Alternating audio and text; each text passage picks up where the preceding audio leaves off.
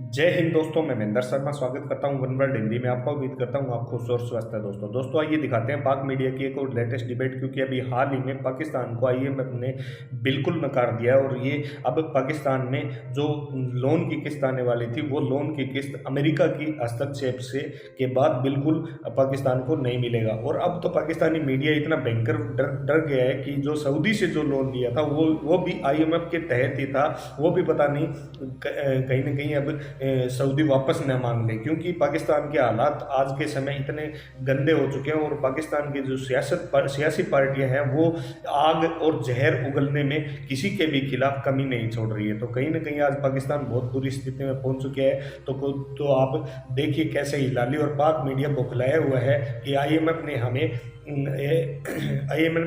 हमें लोन की किस्त अब आगे क्यों नहीं दी जाएगी। तो दोस्तों देखिए डिबेट और कमेंट में अपनी प्रतिक्रिया जरूर दें। लास्ट में आपसे रिक्वेस्ट करूंगा, चैनल पर नए हैं तो चैनल को सबसे पहले सब्सक्राइब कीजिए, लाइक शेयर कमेंट जरूर कीजिए। दोस्तों जय हिंद, वंदे मातरम, भारत माता की जय। दोस्तों पाकिस्तान को यानी अब अमेरिका की तरफ से जो हमें वज़ीर आज़म साहब के स्टैंस के बाद जो होना था अब वो अनफोल्ड होना शुरू हो गया है। जनाब हिलाली साहब। बिल्कुल, आईएमएफ ने टॉक सस्पेंड कर दिया है। आपको कोई और पैसा उनको मिलेगा नहीं, उनसे आपको कुछ नहीं मिलेगा। 1 बिलियन जो मार्च में मिलना था वो नहीं मिलेगा, एक और $1 बिलियन जो जून में मिलना था वो नहीं मिलेगा, सितंबर में तीसरा जो बिलियन मिलना है वो भी नहीं मिलेगा, कोई और ट्रांच नहीं मिलेगी। और जब आप सितंबर में बैठ के उनसे बात करेंगे तो फ्रेश निगोशिएशन शुरू होंगे। ये है उनका कहना। अब 3 दिन से मैं ये कह रहा हूं, मगर पता नहीं ये हमारे मीडिया को पता नहीं कोई रिस्ट्रिक्शन है, कोई बताता ही नहीं है। कम से कम एक दिन आ जाता अगर गलत है, मगर ये गलत नहीं है। अब 3 बिलियन जो आपको नहीं मिलेगा, याद रखें कि 3 बिलियन जो सऊदियों ने आपको दिया था समी साहब, उस शर्त पे दिया था कि वो 3 बिलियन आईएमएफ प्रोग्राम के तहत होगा। क्या अगर वो आईएमएफ प्रोग्राम सस्पेंड हो गया है तो क्या उसको भी वापस करना पड़ेगा?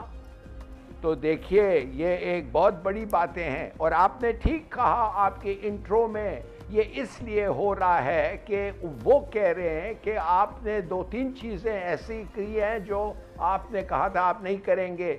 आप एक और एमनेस्टी दिया है साल के तौर पे, नो क्वेश्चंस आस्क्ड, पैसे किधर से आ रहे हैं कंस्ट्रक्शन और पुरानी इंडस्ट्री को शुरू करने का। आपने कहा है कि ले आओ पैसे, हम पूछेंगे नहीं, और उन इंडस्ट्रीज जो सिक यूनिट्स हैं ये वो उनको आगे ले जाओ। आपने ये भी वादा किया था कि 5 से 6 स्लैब्स जो इनकम टैक्स में हैं वो 2 हो जाएंगे, वो भी आपने नहीं किया, although it will simplify collection. तो और पेट्रोलियम, आपने तो वादा किया था बकौल आईएमएफ के आप 4 या 5 रुपया फी महीना प्राइस को इंक्रीज करेंगे, मगर आपने जाके 10 रुपया कम कर दिया। तो देखिए, और बिजली भी समेत। तो ये सब मामले हैं जिसलिए आपका प्रोग्राम, जैसे आपने दुरुस्त किया था और मेरे इंफॉर्मेशन के तहत, सस्पेंड हो गया है।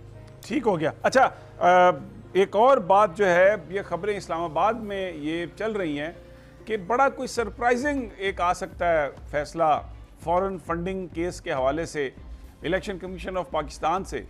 That can be anything. मैं फिर ये कह रहा हूं कि that can be anything. It will not only be anything, it will वो उनका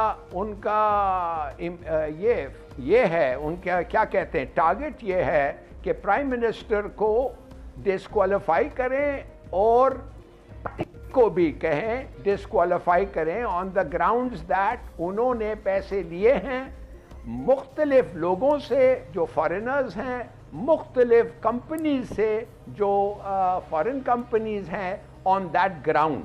मगर ये बात जो है, जब मैंने रिफ़र किया था लीगल टीम को, उनका कहना ये है कि ये इलेक्शन कमिश्नर के पास ये इख्तियार नहीं है कि वो डिस्क्वालीफाई करें, मगर वो फाइन कर सकता है और पार्टी के जो ट्रेजरी है उसको जब्त कर सकता है अगर ऐसी चीज़ हो। मगर मेरे ख्याल में जिस किस्म की एडवर्सरी रिलेशनशिप है CEC से और गवर्नमेंट के दरमियान, मेरे ख्याल में आपने बिल्कुल सही किया, कुछ भी हो सकता है और देखना चाहिए कि लीगली क्या डिस्क्वालीफाई वो कर सकते हैं। और अगर ये होगा तो 17 तारीख पे हो सकता है next hearing foreign funding case Akbar S Babar का, वो 17 तारीख को होगा।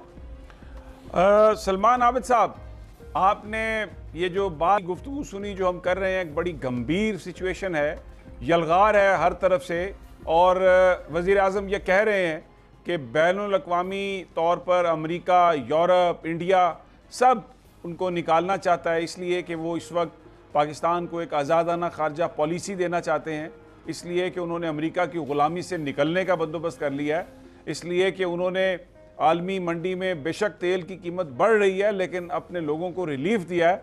और ये जो सारी सूरत हाल बन रही है, इसमें तो ऐसा लग रहा है कि वो जो सारी साजिश है वो पक के तैयार हो चुकी है और मुख्तलिफ अतराफ से वज़ीर आज़म के ख़िलाफ़ एडवांसमेंट्स जो हैं वो हो रही हैं। आप क्या कहेंगे सलमान आबिद, इसका क्या नतीजा निकलेगा? How the people of Pakistan will react? जी समीर इब्राहिम साहब, बात बड़ी सादी सी है कि जो पाकिस्तान इस वक्त स्टांस लेके बैठा हुआ है फॉरेन पॉलिसी में और बिलखसूस रीजनल पॉलिटिक्स के कॉन्टेक्स्ट में, अब उसकी कोई प्राइस तो है जो पाकिस्तान को पे करनी है। और वजीर आजम ने जितने बोल्ड स्टांस से अपने मौक़िफ़ को दोहराया है और चाइना को अपना एक स्ट्रेटेजिक पार्टनर कहा, रशिया का दौरा किया, यूरोपियन यूनियन के बारे में जो गुफ्तगू की, एब्सोल्युटली नॉट का नारा लगाया और बार बार वॉर ऑन टेररिज्म के कॉन्टेक्स्ट में अमेरिका के किरदार पर शदीद तनकीद की, तो इसकी उसका एक रिफ्लेक्शन तो हमें नजर आ रहा है कि बैनुल अक़वामी दुनिया पाकिस्तान पे दबाव डालना चाहती है। अब उसके दबाव डालने के कई तरीके हैं, FATF भी उसके दबाव डालने का तरीका है, आपकी IMF की जो कंडीशंस है वो भी दबाव डालने की कोशिशें हैं, और इसी तरीके से सफारती और डिप्लोमेटिक कॉन्टेक्स्ट में आप पे प्रेशर बिल्ड किया जाए और पाकिस्तान को मजबूर किया जाए कि पाकिस्तान जो अपनी फॉरेन पॉलिसी में रिविजिटिंग कर रहा है वो ना की जाए।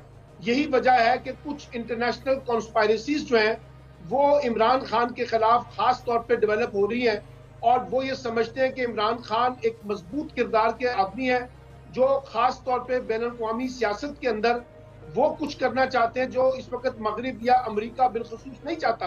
तो फिर एक प्रेशर जो है वो अपोजिशन जमातों के गुब्बारे में जो हवा भरी गई है उसमें एक फैक्टर बैनुल अक़वामी सियासत का भी है। नहीं सलमान आबिद साहब, ये तो हम मेरा सवाल बिल्कुल आप ठीक कह रहे हैं, हम ये बात कर, मैं ये कह रहा हूँ कि रिएक्शन क्या होगा इस वक्त? लोग जो हैं जलसों में तो आए हैं और डी चौक पर भी वज़ीर आज़म साहब ने कहा है कि आए, तो ये दूसरी तरफ अपोजिशन भी कह रही है कि हम वहां पर आएंगे, तो ये हम किस तरफ जा रहे हैं? देखिए, रिएक्शन तो लोगों ने दिया है। इमरान खान के जलसों में आके जितनी ज्यादा तादाद में लोग आए हैं वो इसी वजह से आए हैं कि इमरान खान ने एक बड़ा बोल्ड स्टांस लिया है, आउट ऑफ द बॉक्स जाके स्टांस लिया है, ट्रेडिशनल स्टांस से हट के एक जिसे कहते हैं एक नए पैमाने के अंदर चीजों को देखने की कोशिश की है। और बड़ी दिलचस्प बात यह है कि इस वक्त आलमी ताकतों के लिए कि जो पेट में मरोड़ उठ रहा है वो तो अपोजिशन के अंदर उठ रहा है। अपोजिशन कह रही है कि यूरोपियन यूनियन को क्यों आपने ऐसा कहा, अमेरिका के साथ आपने ऐसा क्यों किया, आलमी सियासत में आपने हमें तनहा कर दिया। तो लोगों को भी नजर आ रहा है कि पाकिस्तान इस वक्त एक बोल्ड स्टांस के साथ जा रहा है और इसका अमली नतीजा जो देखिए मैं आपको बताऊं, खास तौर पे जो पाकिस्तान के अंदर लोगों के अंदर ये डिबेट उठी है और मैंने पिछले 15-20 दिन में लाहौर में मुख्तलिफ इल्मी और फिक्री हलकों में ये बहस सुनी है कि जिस तरह से पाकिस्तान अपनी फॉरेन पॉलिसी को लेके चल रहा है, और कल कह दिया इमरान खान ने, वहां हफ्जाबाद में भी कहा है, आज भी कहा है कि मैं ना तो एंटी अमेरिका हूं, ना मैं एंटी ब्रिटिश हूं, ना मैं एंटी ये सलमान आबिद मैं आपने जो बात की, वज़ीर आज़म साहब ने बड़ी इंपॉर्टेंट बात कही, मैं आपको वो सुनवाना चाहता हूँ। वो जो गुफ्तगू उन्होंने कही है कि मैं किसी का दुश्मन नहीं हूँ। ज़फ़र हिलाली साहब, ये जो वज़ीर आज़म की बात है ये तो एक ऑलिव ब्रांच है, बड़ा एक रैशनली, वो किसी के मुखालिफ नहीं है, वो तो इश्यूज़ पर बात कर रहे हैं। बिल्कुल सही कहा और बड़ा ज़रूरी था वो ये बात कहें, इसलिए कि ऐसा लगता था कि वो हाथ धो के अमेरिका के पीछे लगे हैं। वो तो गलत है जो उन्होंने कहा। It's a very good explanation of Pakistan foreign policy. मगर आप एक मिनट के लिए हैरान ना हो समीर साहब कि ऐसा मौका पाकिस्तानियों के दुश्मन को मिला है जो इस वक्त ये मौका ये फिर नहीं आएगा। मेजर प्रोविंशियल पार्टीज इनके खिलाफ हैं।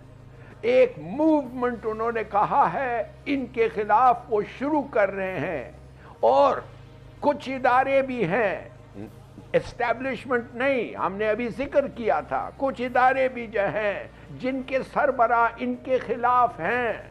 और अभी हमने डिस्कस किया था कि कुछ भी फैसला आ सकता है। तो ये मौका है पाकिस्तानियों के दुश्मनों के लिए कि एक आदमी जो एक नेशनल लीडर है उसको अंडरमाइन करें, और जो इससे पहले हमारे टेस्टेड गुलाम्स जो थे, उनके पिट्ठू जो थे, जो वो बहुत अच्छी तरह उनको जानते हैं, वो आए। तो बिल्कुल ये कोशिश होगी। और मैं आपको बताता हूं, फाटेफ को एक मिनट के लिए सोचे, 3 इंडियन आर्मी मेजर्स यूरेनियम बेच रहे हैं बाजारों में, और यूरेनियम बेच रहे हैं, और फाटेफ ने कोई नोटिस ही नहीं दी है। बिल्कुल क्या हो रहा है भाई? This is clear manipulation of international institutions, American foreign policy के, in pursuit of American foreign policy. तो ये बड़ा मुश्किल वक्त है इस वक्त हमारे लिए। और